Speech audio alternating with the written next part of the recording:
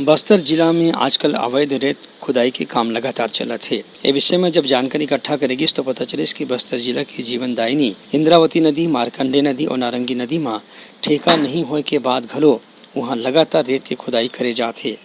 ए विषय में बस्तर के एसडीएम ओम प्रकाश वर्मा ने जब बात करेगी तो उनकर कहने से कि हमला ऐसा मामला में कोनो किस्म के जानकारी नहीं है और मीडिया वाला मन ने पहली बार ऐसे जानकारी मिलत है कि ये नदी में अवैध रूप से रेत की खुदाई करे जाते। उनका कहना से कि ये मामला में यदि लिखित शिकायत करे जाही तो अवैध खुदाई करने वाला मन के खिलाफ कार्रवाई घलो करे जाही। वर्तमान में आपके माध्यम से मुझे ये जानकारी मिल रही है, यदि ऐसा कुछ होगा तो निश्चित रूप से जो भी जिम्मेदार होंगे और मौके पर जो पाए जाएंगे उत्खनन करते हुए उन पर भू राजस्व संहिता की धारा 247 के तहत जब्ती की कार्रवाई और जुर्माना करने की कार्रवाई की जाएगी।